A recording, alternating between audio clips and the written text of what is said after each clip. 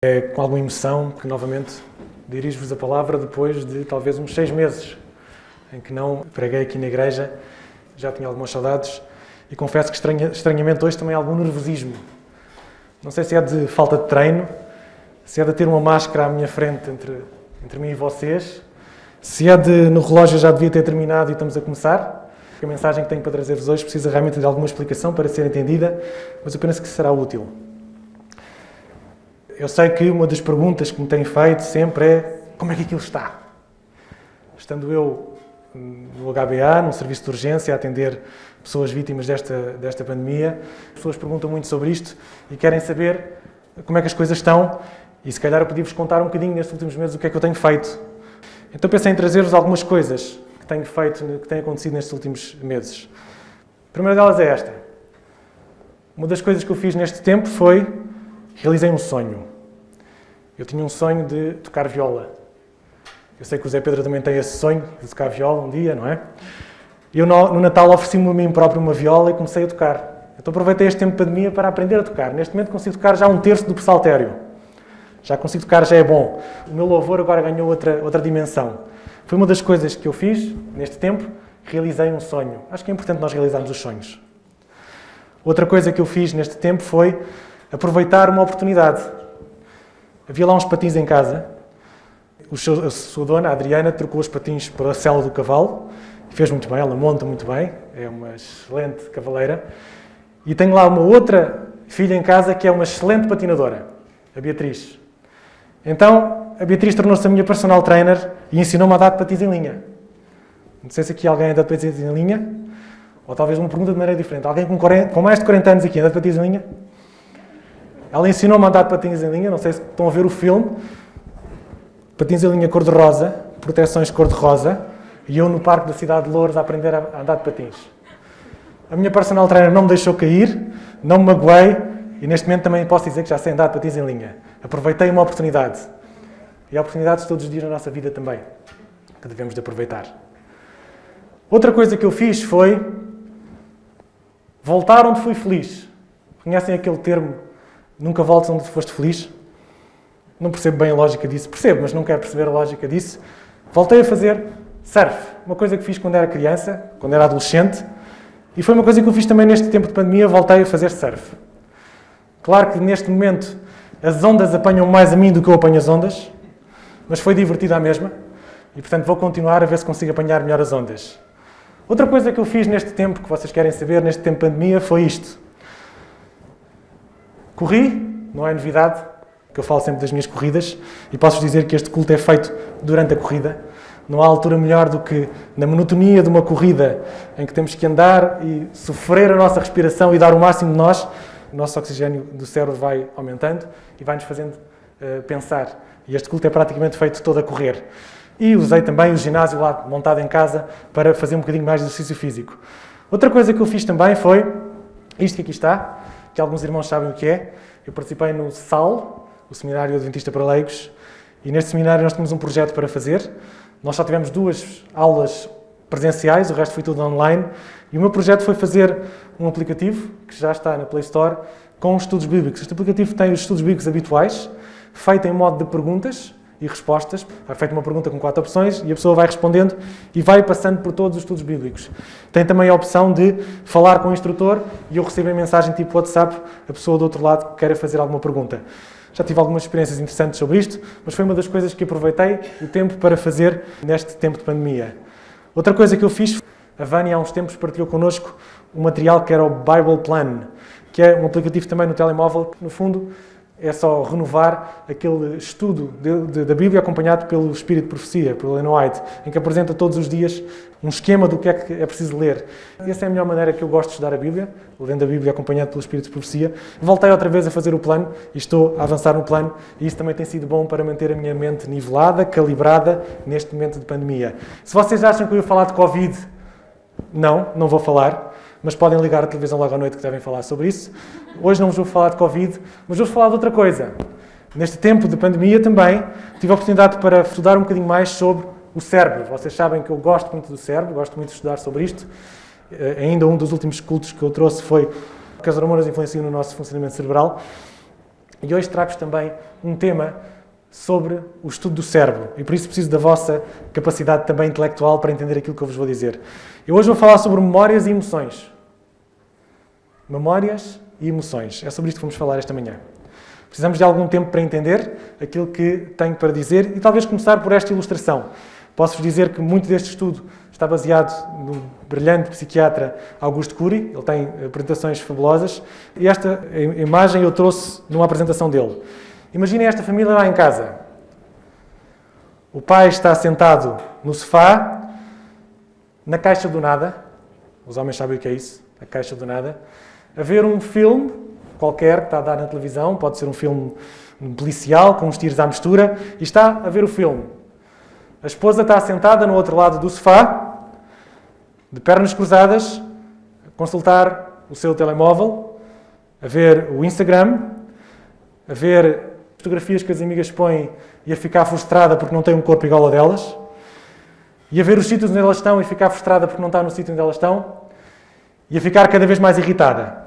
O jovem filho, podemos pôr aqui 4 anos, está sentado no chão a brincar, aqui com legos ou com canetas, seja o que for, está ali distraído, sem medo de nada. Porque, na verdade, o medo não nasce connosco. O único medo que nasce connosco, que os cientistas dizem que poderá ser genético, é a acrofobia, medo das alturas. Aí há uma coisa que nasce connosco e que realmente temos medo da altura. O resto dos outros medos não nascem connosco, aprendemos na vida. E está este jovem, então, ali a brincar. E, subitamente, aparece um extraterrestre na sala. Uma barata. A barata aparece na sala onde estão estas 3 personagens. Quem é que vê primeiro a barata? A mãe vê primeiro a barata. Pronto, na história dá jeito que seja a mãe a ver primeiro a barata. É verdade que as mulheres muitas vezes, e está estudado que as mulheres têm mais tendência para ter fobias e ter transtornos psicológicos, psiquiátricos, exatamente porque são, não por mais nada, é só porque se doam mais, porque são mais emotivas, porque lutam mais e muitas vezes, como qualquer soldado na frente da batalha, é alvejado em primeiro lugar. E muitas vezes tem mais conflitos, então, psicológicos. Vamos pôr a mulher a ver a barata. E a mulher vê a barata. E esta mulher tinha medo de baratas, medo de insetos. Então, imagina o que vai acontecer. A mulher vai dar um grito. O homem vai ficar atordoado. Não sabe se é um ataque terrorista, se é um terremoto, se é alguma coisa da televisão. E 1 minuto depois ele percebe e ela está em cima do sofá, transfigurada, a dizer: mata aquele bicho. E o homem, o único bicho que era para matar era talvez aquele ladrão que estava na televisão, não percebe bem o que está a passar, esfrega os olhos, até que entende que é a barata que está ali, que é para matar. E o homem vai pegar um chinelo e vai atirar contra a barata que sai uns metros ao lado. Na verdade, aquele homem já não acerta o alvo há muito tempo. A barata faz mais exercício do que ele também. E, portanto, ele pega no segundo chinelo e atira contra a barata, acontece a mesma coisa. Pega na chinelo da mulher, atira contra a barata, este já veio contra o alvo. Mas veio tão devagarinho que a barata só deu um pulinho para o lado e o chinelo bateu ao lado. Ele pega no outro chinelo e atira o outro chinelo, a mesma coisa. E a mulher agora vai dar o golpe fatal. Qual é o golpe fatal? Nunca resolves nada nesta casa.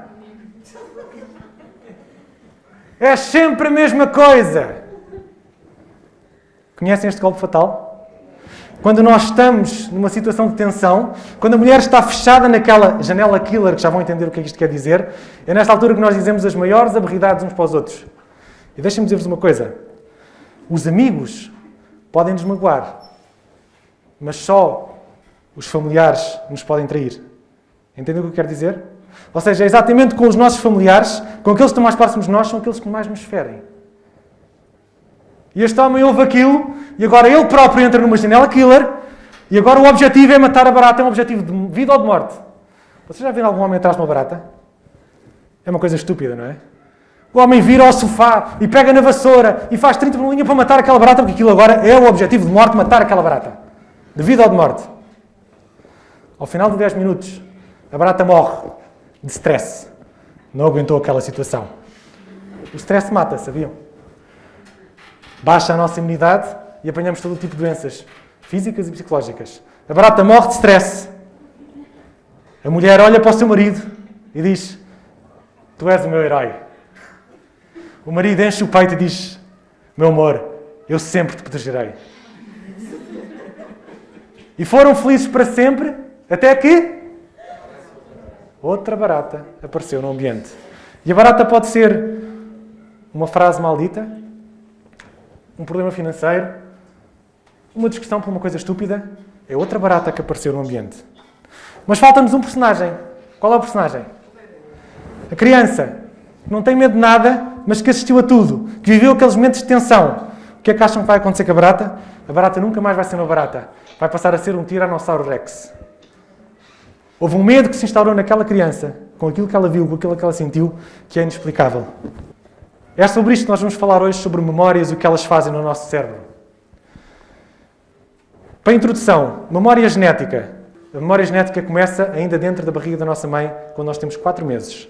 A partir dos 4 meses, o bebê já começa a ter memória genética. Começa a ter as sensações do que a mãe come, do que a mãe faz. Essas sensações já são transmitidas para a criança e já fazem parte da sua memória genética.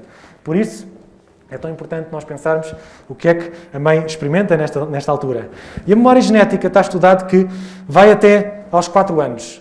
Se eu vos perguntar se lembram-se de alguma coisa antes dos vossos 4 anos, vai ser muito difícil. Alguns lembram-se, têm algumas memórias, mas são muito vagas. Esta é a memória genética.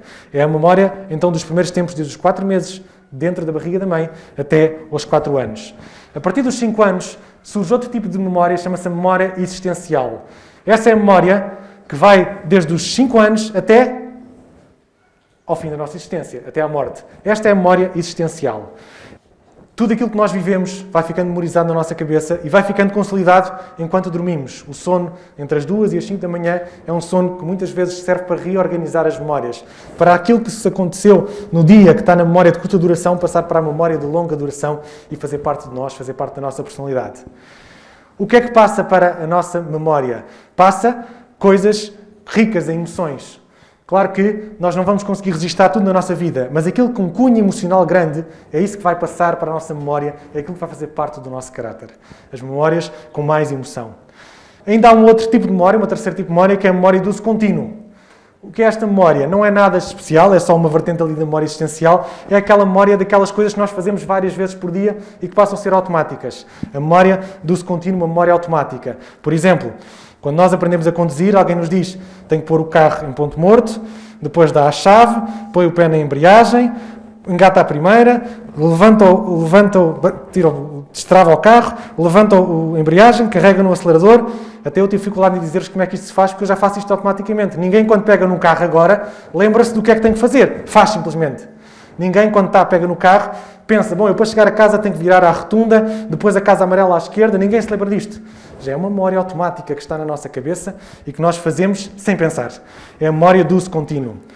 Isto faz-me lembrar uma história que vivi a semana passada. A semana passada tinha um jovem deitado numa maca, bêbado, e este jovem estava na maca a fazer scroll down no seu telemóvel. Eu passei por ele, quando já estava a estudar estas coisas que lhe chamavam a atenção. Ele tinha andado na bulha, lá com os amigos, o álcool, sabes que isto ajuda para estas coisas, tinha o sobrolho completamente desfeito e uma pálpebra, que eu tive que lhe suturar, enquanto eu pus o pano por cima para lhe cozer, o jovem estava a fazer scroll down no telemóvel. Mas ele não estava a ver nada. Mas ele estava a fazer scroll down no telemóvel. Porque já é uma memória do uso contínuo para ele. É um gesto que ele já está habituado a fazer, que com a obnubilação do álcool na cabeça, ele continuava a fazer scroll down. Sem qualquer utilidade, nem via, porque o pano estava à frente da cabeça dele. A memória existencial, tomem atenção a isto que é importante, é registada em 3 tipos de janelas. Janelas neutras, janelas light e janelas killer. O que é que são estas 3 janelas? Janela neutra. Muito simples. Imaginem que vocês a caminho para cá passaram por um carro que tinha o para-choques do lado esquerdo riscado. Qual é a probabilidade de vocês esquecerem-se disto? Muito grande. Isto é uma memória neutra. Para que isto serve para quê? Se o carro for vosso, vocês vão se lembrar como é que isto aconteceu e vão se lembrar algum tempo. Agora, se não for vosso, esta memória vai passar rapidamente. Agora, imaginem que vocês recebem um telefonema. É o vosso patrão a dizer parabéns, vão ser promovidos, vão passar a ganhar o dobro do que ganham agora. Qual é a probabilidade de vocês esquecerem-se disto? Vocês vão lembrar-se durante alguns dias. Se calhar para sempre. Vão se lembrar da sensação de receber este telefonema, da alegria que vocês sentiram. Esta é a memória light. Agora imaginem que o telefonema é de dizer que alguém da vossa família morreu. Qual é a probabilidade de vocês lembrarem disto? Muito grande.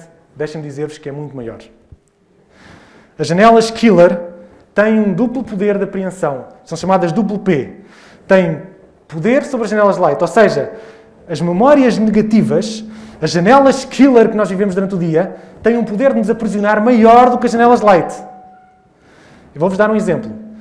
As notícias já descobriram muito isto, das janelas light e das janelas killer.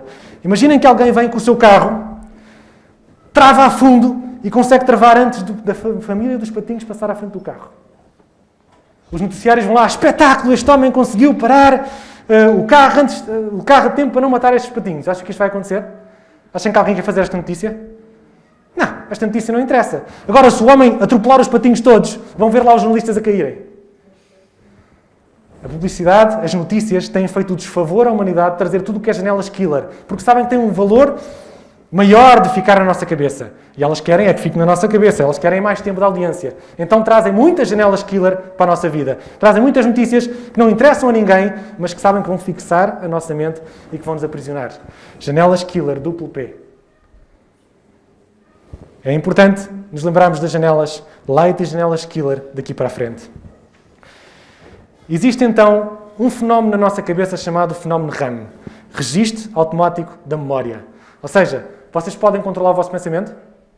Vocês podem controlar as vossas memórias? Não podem, é automático. Registro Automático de Memória. Aqui alguém alguma vez já escreveu a sua biografia? Um livro da sua história, já alguém escreveu? Mentira, todos vocês já escreveram esse registro. Chama-se Registro Automático de Memória. Todos os dias, registra a vossa vida. Registra as vossas experiências. Registra as vossas janelas light e as vossas janelas killer. Ele está aqui na vossa cabeça. E é Ele que vos pode aprisionar. É Ele que pode modificar as vossas experiências. É Ele que muda o vosso caráter. Vamos ampliar.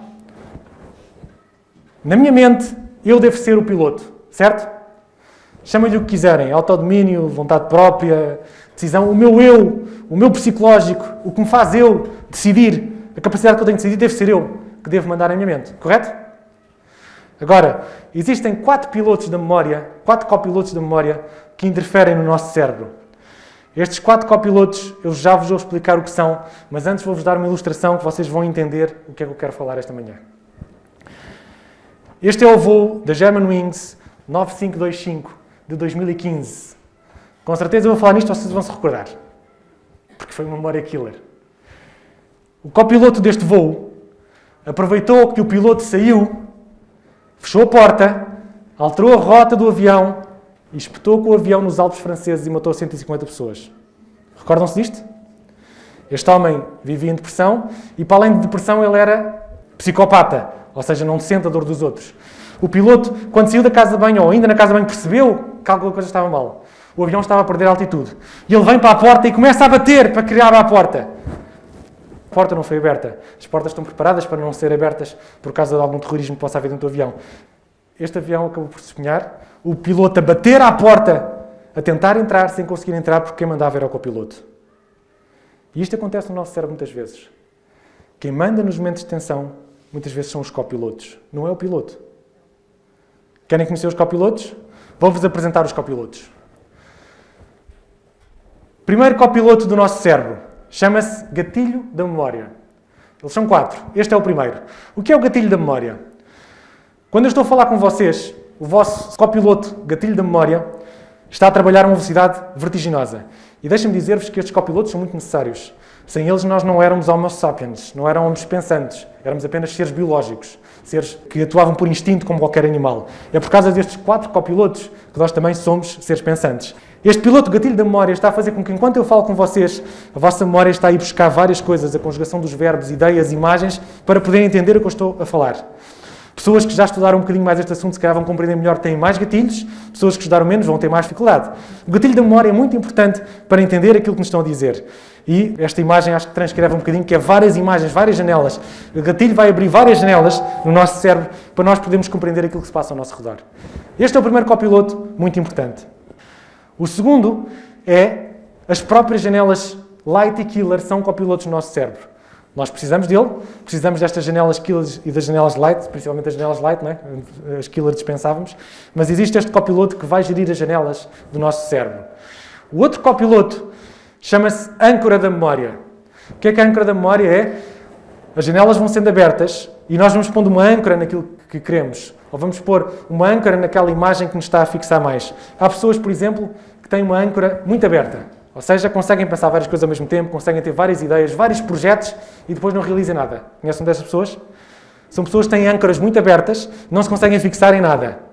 No outro extremo, são pessoas que têm uma âncora muito fechada. São pessoas que pensam em pouca coisa de cada vez, estão sempre a pensar no mesmo. A âncora, quando se fixa ali numa memória killer, então aí é uma desgraça. Estas pessoas são as mais sensíveis para terem problemas e transtornos depressivos e psiquiátricos porque fixam nas coisas negativas e a âncora é tão fechada que não consegue ver mais nada. Tudo passa a ser negativo à sua volta. O quarto e último copiloto chama-se autofluxo. A melhor maneira de explicar isto é das fontes de Lisboa. Nas fontes de Lisboa, vocês precisam estar a pôr água para elas jorrarem água? Não, elas estão-se a retroalimentar. A água cai e volta a entrar na tubagem. Este autofluxo funciona no nosso cérebro da mesma maneira. Ou seja, ele alimenta o nosso cérebro com as várias imagens e vai buscar ao nosso interior várias ideias, várias janelas. Qual é o problema do autofluxo? É quando ele começa a alimentar-se de coisas negativas. O autofluxo tem tendência a ir buscar mais janelas negativas relacionadas com aquilo e entramos no circuito fechado da memória. Foi isto que aconteceu à mulher quando viu a barata. Entrou num circuito fechado da memória. Deixou de pensar em janelas light, deixou de pensar em mais nada. Foi isto que aconteceu ao homem quando viu que a sua vida dependia de matar aquela barata. Ele entrou num circuito fechado de memória. Piloto, copilotos, todos eles são importantes, mas o piloto deve mandar. Quando é que o piloto tem mais dificuldade em comandar os copilotos? Quando o cérebro é hiperestimulado. Quando nós temos muitos estímulos à nossa volta. Ou seja, o piloto precisa de tempo. O piloto que sou eu precisa de reflexão. Precisa de tempo para refletir. Precisa de tempo para gerir os copilotos, para ensinar os copilotos, para dizer, não, agora não é esta memória que eu quero aquela, agora não vais fazer isto, vais fazer aquilo. O que acontece é que, quando nós hiperestimulamos o nosso cérebro com vários estímulos, vai acontecer que o piloto não vai conseguir gerir aquilo tudo. É o gatilho da memória a disparar, é as janelas killer, é o autofluxo, são várias coisas a disparar ao mesmo tempo e o piloto não vai conseguir gerir essa informação toda. Então, vai ter mais tendência para que o copiloto feche a porta da cabine e o piloto quer ir lá bater à porta, deixa-me entrar e não vai conseguir entrar. Entenderam o que eu quero dizer com esta metáfora?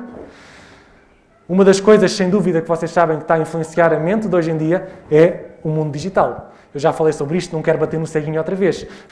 Os pediatras alertam que cada vez as crianças têm mais incapacidade para gerir frustrações. Porquê? O mundo digital tem destas coisas. E muitas vezes temos o diagnóstico de hiperatividade. E o problema das crianças hoje em dia não é a hiperatividade de dentro, é a hiperatividade de fora. Não é um problema psicológico, mas é o que fora faz hiperativos. E outra coisa chamada o síndrome do pensamento acelerado. Eu mandei-vos um teste para casa. 12 pessoas preencheram este teste do síndrome do pensamento acelerado para testar se tinham ou não tinham. Não vos vou trazer o teste que ainda é longo, mas vou-vos trazer apenas 5 perguntas. Este era o teste, podem ir depois lá, o link está no grupo do WhatsApp. Vou-vos fazer só 5 perguntas deste teste do pensamento acelerado para ver se vocês passam o teste. A primeira pergunta é: quem é que aqui acorda cansado mesmo depois de uma noite de sono? Quem é que aqui tem dificuldades em dormir? Seria uma primeira pergunta. A segunda pergunta é: quem é que aqui todos os dias tem dor de cabeça? Tem dores no corpo? Outra pergunta seria: quem é que aqui tem dificuldade em conviver com pessoas lentas? O meu filho parece um autista. É tão lento, o meu marido não faz nada como eu quero. Ou a minha mulher não faz nada como eu quero. Dificuldade em viver com pessoas lentas. Outro sintoma é perda de memória. Alguém aqui tem perda de memória? Tem dificuldade em memorizar pequenas coisas? Esquece dificilmente pequenas coisas? Aqui temos outra pergunta, é: quem é que aqui fica aborrecido com as pequenas rotinas da vida? Quem é que aqui as pequenas rotinas não tem gosto? Quem é que aqui podia prolongar um bocadinho mais? Quem é que aqui, se ficar sem telemóvel, fica como esta jovem que aqui está? Aborrecido. Posso-vos dizer que destas 12 pessoas que fizeram o teste, 10 têm síndrome do pensamento acelerado. 10 em 12. Se vocês querem saber se são uma delas, basta fazer o teste. E se vocês responderem 5, sim, a 5 daquelas 20 e poucas perguntas, provavelmente têm síndrome do pensamento acelerado. Eu não sei se o pastor está lá em casa a ver isto, mas ele já deve estar a ficar nervoso. Ele deve estar a dizer: eu disse aos anciãos que tenho que falar de Cristo. E ele vai para ali falar uma aula de anatomia e não falou de Cristo. Isto é um culto ou é uma apresentação de saúde? Vocês agora conseguem compreender aquilo que eu vou falar de Cristo neste momento?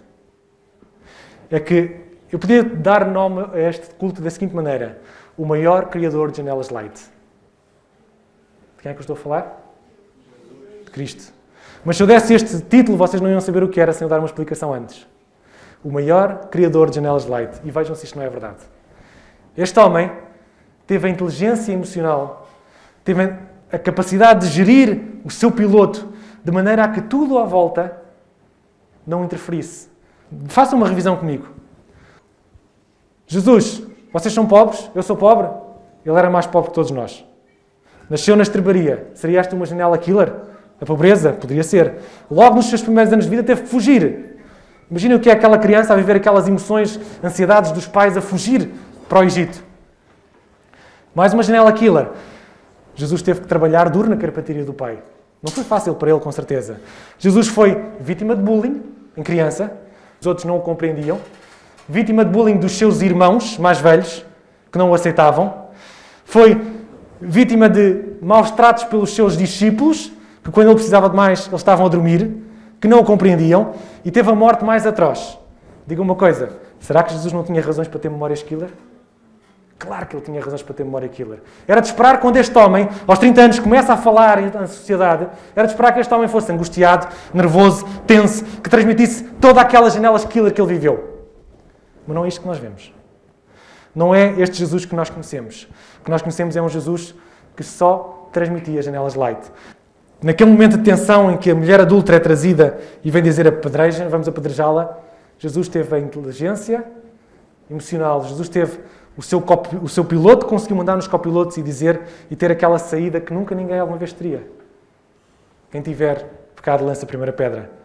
E ficou resolvido ali o problema. Este Jesus tinha a capacidade de transformar prostitutas em rainhas. Este Jesus curou leprosos, tocou naqueles homens putrefactos, a cheirar mal, rejeitados da sociedade, e ele teve a capacidade de pegar neles e transformá-los em príncipes. Este Jesus olhava para a mulher samaritana e ele não via os pecados dela. Ele via a pessoa que ela era. Teve a capacidade de transformar uma janela light na mulher samaritana. E no seu momento de angústia, de dor, na cruz, em que ele podia estar ali revoltado, com os copilotos a funcionarem todos, com as janelas killer todas a chamar, o que é que ele na cruz se lembra? Da sua mãe. E pede a João para tomar conta da sua mãe. Jesus foi o maior criador de janelas light do mundo. E deixem-me dizer-vos uma coisa. Os cientistas, mesmo aqueles que não são cristãos, quando olham para este personagem de Jesus, investigam as suas características, investigam as suas respostas, eles ficam maravilhados. Porque é impossível como é que alguém consegue dar as respostas que ele deu. Não pode ser inventado. Não podia ser invenção humana. Este homem tinha que ser diferente para conseguir responder como ele respondeu. Para, nos momentos de tensão que ele viveu, conseguir ser dono dele próprio e conseguir transmitir aquilo que tinha para transmitir. O Augusto Cury faz uma pergunta. Será que nós somos pessoas simpáticas? Jesus era uma pessoa simpática. Aqui estão algumas regras para sermos simpáticos. O primeiro é, será que nós costumamos elogiar mais do que criticar? O que é mais fácil, criticar ou elogiar? O que é que a gente vê melhor? O erro ou as coisas boas? Meus queridos, pessoas simpáticas que aprendem de Jesus, elas elogiam mais do que criticam. Elas celebram os acertos e criticam menos. Pessoa simpática é uma pessoa que não cobra demais dos outros, nem cobra demais de si. Quem exige demais dos outros, quem exige demais de si, está bom para trabalhar num banco, mas não para ter realmente uma bela história de amor com alguém. Quem é que aqui diz tudo o que está a pensar? Eu sou transparente, digo tudo o que estou a pensar. Achas que isto é uma pessoa simpática? É uma pessoa desequilibrada, que não consegue gerir os seus copilotos e sai tudo da boca para fora. É uma pessoa que tem dificuldade em se governar. Não é uma pessoa simpática. Outra forma de ver se a pessoa é simpática é, será que os outros gostam de estar ao meu lado? Quando eu chego a casa, o que acontece? Os meus filhos vêm-me procurar ou os meus filhos desaparecem cada um para o seu quarto porque sabem o que é que já vem daí? Diga uma coisa. Quantos de nós aqui repetimos 2 vezes a mesma coisa quando queremos corrigir alguém? Conseguem corrigir alguém sem dizer 2 vezes a mesma coisa? Uma pessoa simpática não repete 2 vezes a mesma coisa. Quem é que aqui gosta de sorrir, de cumprimentar os outros, a senhora da caixa, passar... Quantas vezes passam na rua, passam outros e nem dizem nada com a cara trancada? As pessoas simpáticas cumprimentam. As pessoas simpáticas são admiradas pela sua própria família. Um dos segredos de Jesus para manter a sua sanidade mental, para manter o governo de si próprio, ele tinha a capacidade de doar-se sem esperar retorno. Ou seja, aquelas pessoas que conseguem doar-se, mas conseguem baixar a expectativa do retorno, são pessoas muito mais felizes. Porque quem se doa e está à espera de um retorno grande, se for decepcionado, que é a maior parte das vezes, ela vai deprimir. E aquilo vai ser uma janela killer.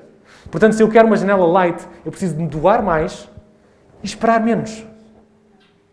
É também uma das coisas que as pessoas simpáticas fazem.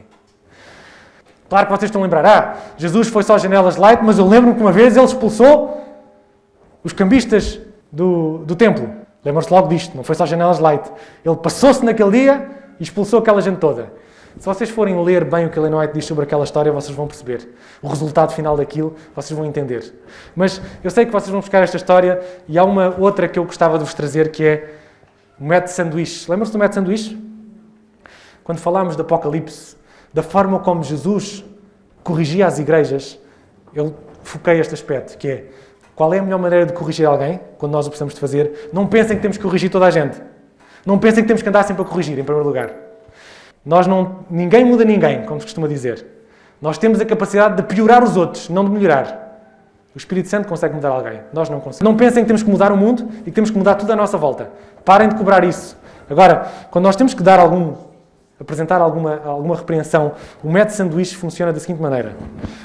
Quando o professor tem que corrigir um aluno, às vezes é preciso corrigir os alunos são crianças, são intempestivos, têm às vezes atitudes erradas. Quando o professor precisa de corrigir um aluno, para não criar uma janela killer, ele vai precisar de fazer uma coisa. Em primeiro lugar é elogiar em público, corrigir só em privado.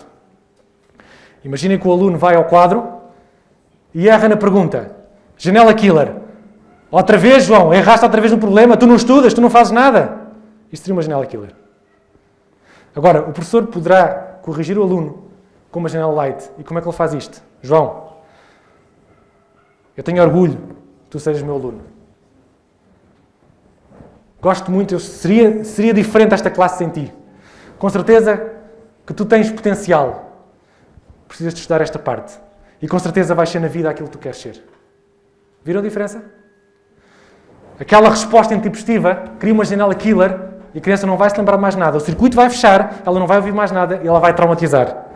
A resposta light vai fazer com que a criança vai ouvir a mesma coisa, mas não vai ter aquele potencial killer. Se calhar vai dar-lhe mais expectativas e mais esperança do que a outra. A mesma coisa para os filhos. Já perceberam bem quantas vezes nós, para os filhos, os criticamos em vez de elogiar? Sabiam que vocês deviam ser os fãs dos vossos filhos? Deviam ser os fãs número 1. Temos que ser fãs dos nossos filhos. E elogiá-los. E se elogiarmos mais, se calhar precisamos de corrigir menos.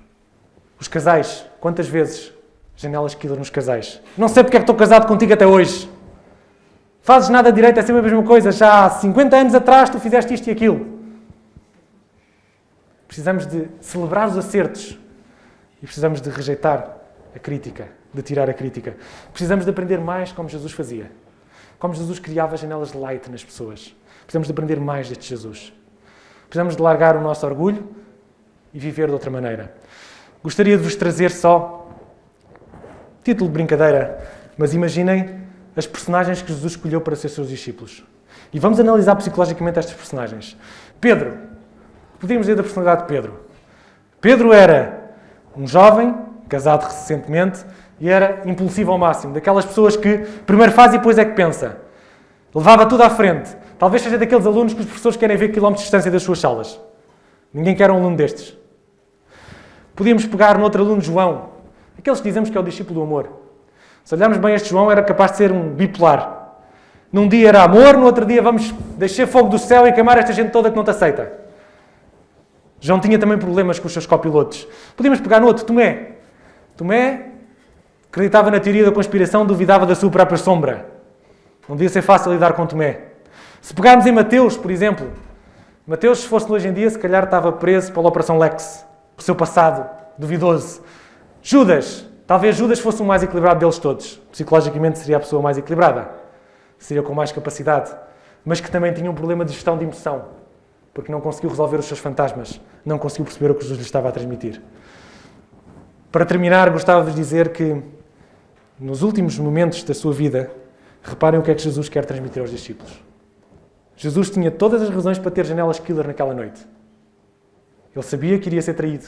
Ele sabia que estava a caminho para ser traído, para morrer, para sofrer, para morrer pelo homem. Ele sabia disso. E o que é que ele fez? Sentou-se com os discípulos e chorou amargamente? Não, Jesus aproveitou este momento para, tão grande que era, tornar-se pequenino para tornar os discípulos grandes. Ele foi lavar os pés dos seus discípulos. Uma lição de humildade, uma lição de desprendimento, uma lição que os discípulos nunca mais esqueceram disto. Isto não foi algo que ficou só umas horas. Eles nunca mais esqueceram-se desta lição. O próprio Mestre a lavar-lhe os pés. Este Jesus, que tinha todas as razões para ter memórias killer na sua cabeça, para estar aprisionado num circuito fechado de memória, podia estar ali com os copilotos todos ativos e o piloto a bater à porta. Não, este Jesus teve a capacidade de fechar a porta aos copilotos e deixar o piloto lá dentro. E o piloto teve a humildade de ter esta atitude para com os seus discípulos. A última mensagem que ele vai dizer aos discípulos. Uma mensagem de amor, de respeito pelo próximo. Reparem neste Jesus a lavar os pés de Judas. Lavou os pés, em primeiro lugar, de Judas. Judas que o iria trair. Este homem teve a capacidade mental para lavar os pés do seu traidor com amor. E não pensem que era por ser Jesus. Não, ele tinha as mesmas dificuldades e capacidades como nós, homens, de hoje em dia. Quando Judas lhe vem dar o beijo, isto seria suficiente para despoltar várias janelas killer. Se o vosso traidor vos der um beijo, o que é que acham que vocês vão fazer? Não sei se vocês vão retribuir como Jesus retribuiu. Se não vai alguém pôr a mão na cara de alguém. Jesus respondeu, usou um método socrático como Sócrates nunca mais achava que podia ser usado no tempo de angústia. Jesus perguntou: amigo, para que vieste? Chamou amigo. E não é amigo em termos de gozo, é amigo mesmo no termo de amigo. Novamente chamando a Judas, dizendo: eu sei o que tu vais fazer. Para que vieste, amigo? E se vocês pegarem, por exemplo, na história de Pedro, impressionante também a história de Pedro. Pedro está no pátio e estão-lhe a perguntar: tu conheces aquele homem? Tu tiveste aquele homem? Não conheço. E isto foi perguntado quantas vezes? 3 vezes a mesma pergunta. 3 vezes Pedro teve que responder que não o conhecia. Jesus olha para Pedro. Ele não lhe disse nada, mas teve o maior discurso para Pedro. E Jesus, naquele olhar, quase consigo entender dizer: Pedro, podes dizer que não me conheces, mas eu nunca vou esquecer de ti. Podes dizer que nunca estiveste comigo, mas tu nunca vais sair da minha história. E quando Pedro olha para aquele homem, que devia ter uma cara de horror para Pedro, mas tem uma cara de amor, este Pedro agora entende o caráter de Jesus. E o que é que Pedro vai fazer? Vai chorar amargamente. E aqui está a transformação de Pedro, quando ele entendeu. Porquê? Porque Jesus lhe deu uma janela light, não lhe deu uma janela killer. Meus queridos, quantas vezes nós damos janelas killer quando devíamos dar janelas light? Vamos terminar por aqui o culto, que já está adiantado na nossa hora, mas gostaria apenas de vos terminar da seguinte maneira.